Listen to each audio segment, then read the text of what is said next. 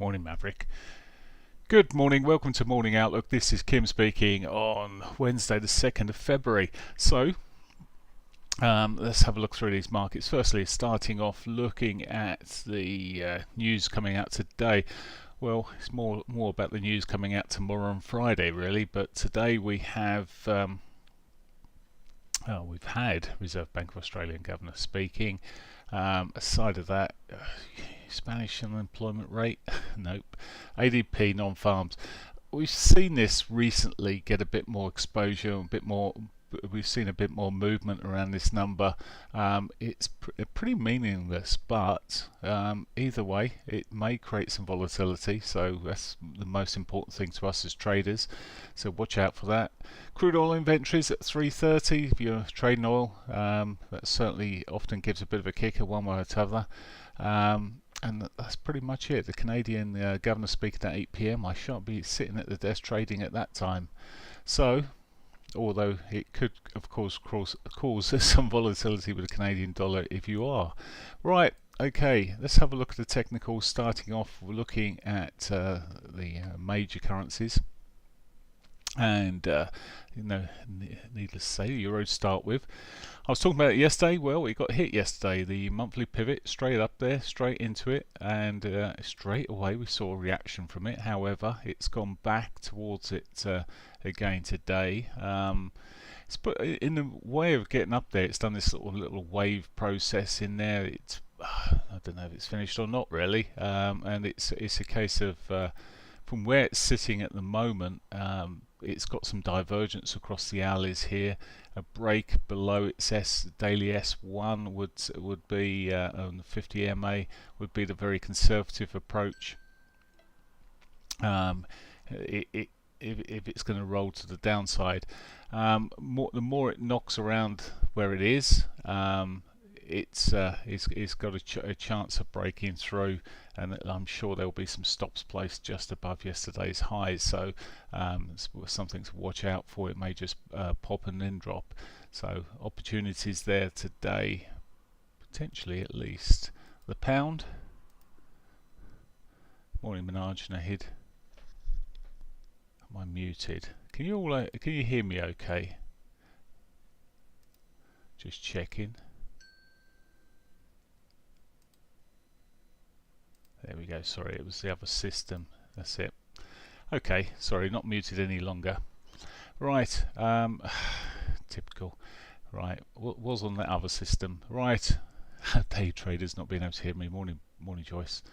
Right, anyway, looking ahead then at cable, and well, cable still seems to be shifting up here a little bit more this morning, pushing through. I've got a question why some of these are moving. The pound, I think, with the rate change potential tomorrow has got more scope, but of course there's the question of whether with either the pound or the euro, whether the outlook would be a bit more hawkish, and I think that's what traders are edging themselves around at the moment. Maybe just closing off some of their short positions beforehand.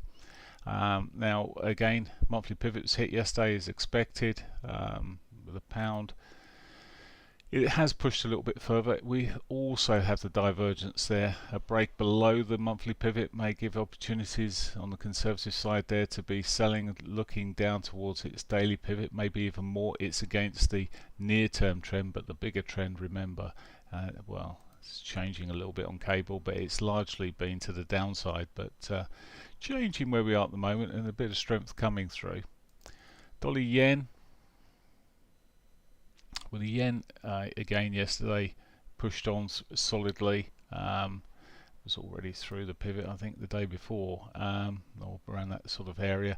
Consolidating where it's sitting here, it's looking like a break of that 50 MA. Yesterday's lows could see further downside as I'm looking at it at the moment. From this 4-hourly chart, it looks like it's consolidation. So we've got a lot of consolidation around highs, or in this case the lows. Sitting around here, we haven't quite made yesterday's low. There would be around about 114.57 sort of area. We've got the 200 moving average just below that, could provide some support. At the moment, with lower highs, lower lows, it does look like a bearish market. I we're at this stage of whether we sort of look at, say, it's divergence. It's not divergence yet until it at least hits yesterday's lows. I should correct myself there, but looking like it will diverge if it gets down there. So on these markets, we may just see a continuation follow through this morning. Aussie dollar had it again, pitched up yesterday, hit the pivot as expected, into its daily 21 where it is at the moment.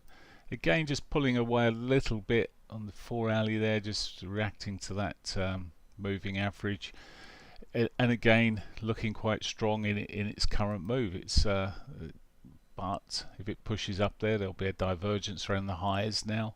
But it is putting higher lows, higher highs. The point of least resistance seems to be to the upside at this stage, particularly those that were already through their daily pivot, monthly pivots, beg your pardon. They're looking more on the bullish side, so just got to watch this. Maybe a quite old day. May just, as I say, may just get some stops taken out. Those highs from yesterday. I say yesterday, they've actually been taken out, the highs from yesterday, but the highs above there may just be points of where traders are selling and putting their stops, so may be attracted before they roll, if they roll. Canadian dollar, it's well, it's retraced, finding support into its monthly pivot and its 21 moving average. Again, we got sort of consolidation on the lower time frames here, 4-hourly, hourly, lower highs, lower lows through the picture. It's sitting in this sort of midterm, just say consolidating. Really, it hasn't come down as low or as high if you inverted it as the other markets here. It's not as strong against the dollar as the other markets at the moment, relatively. Which does make me wonder, maybe a break above that 50 would see some more buying of the US dollar and selling of the CAD. So it's just in a very iffy zone at the moment. I would stand quite clear of that. Okay, looking at the commodities, gold. So gold had a reasonable time yesterday, came just short of the monthly pivot. I expected that to be hit, but didn't quite get hit, and it is selling off at the moment, a little bit stronger. It's this reaction we were seeing yesterday with the euro initially, not quite as big as this, but it's certainly lower highs, lower lows, so it's sort of bit disliked at the moment by the looks of things, how things are shaping up, and looks a bit on the more bearish side to me. From this picture, so that's where it sits at the moment. Oil. So oil once again consolidating around these highs. It's almost came back up into last week's high. It's quite messy where it's sitting here. Really, I mentioned it a couple of days ago. It looks quite a mess, and sure enough, it looks a mess. And yep, it did come back late yesterday, but it does seem to be rolling over a lot more in the mornings, and it's a case of them rallying in the afternoons. We have got news out today. If you look at each one of these, it's 2 o'clock there, 3 o'clock there. They sort of where they start, it starts picking up. I can't get the time back there, but 2 and 3 o'clock in the afternoon. No surprises. That's when the actual trading comes from the markets there. So when the exchange opens, right? So at the moment, looking soft and maybe just roll over. Big picture still strong. So conflict there, maybe opportunities later in the day again. Right, let's just have a look at wrong one. Here we go. Let's go and have a look. Okay, so Bitcoin this morning, just looking at cryptos, Bitcoin just fractionally short of its daily 21, just rolling back a tad at the moment. This may be just a sign right the way through. Ethereum just coming off here as well. So the market's just edging back. Likes Ripple, never managed to push-ups of there's quite a few of these that are just the main beneficiaries was Bitcoin and the Ethereum. The rest of these markets looking a little bit dull, but very similar. There we go. But nothing breaking the mold here. Everything's doing pretty much the same as everything else. So it's the sort of led by Bitcoin at the moment. That does to me, I mean, it's a bear flag in the bigger picture of things here. It does look like it could roll south and shaping up. However, who knows how things will change this morning? It may roll around, but it is bear flag territory at the moment, and it is in a bearish trend. So a breakdown, a further breakdown would signal for me further selling. Okay, and continuation, I should say. Looking at, there's no point looking at that. Market's closed. Let's have a look at the Nikkei. Nikkei's pushed up this morning. Quite a solid move there. Still, overall, I sit here on these markets looking and think I've got sort of. I think they're a bit bearish, but maybe they're just coming back up to test the likes. That actually it's not too far away. I was just putting my cursor back here. 2760 at 600 is where it's sort of got some support there. Actually, sorry, support resistance. Some resistance levels a little bit further down where it seems to have chipped into at the moment.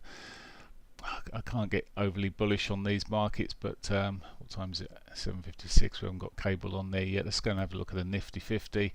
Nifty 50 are doing okay. It's gapping up and pushing up, and once again pushed up here into its daily 21 at the moment. It's had a good old shift up there. Maybe this is setting the signs of what's going to come on the other markets. Looking at the US markets, well, there you are. S&P futures are up at the moment.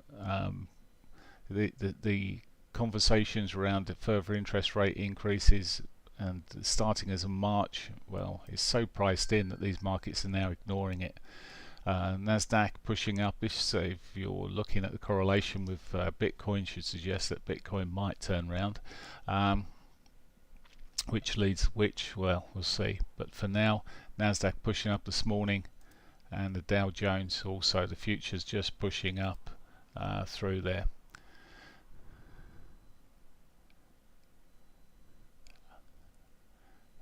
Many of the markets are closed, John. Why is the CSI the best Asian market to look at? Well, it's not really. The Nikkei is, but it represents the Chinese market. So, and as China's on a week's holiday, they're all on a week holiday there. So that's why we're looking at Nikkei for the Asian markets, and obviously Nifty 50. Right. Okay, let's see, what time is it? 7:58. We're not going to see FTSE open, but I would suggest by looking at what we're seeing at the moment, we could see another push up on the open. As I say, the other markets, the DAX and the CAC are both.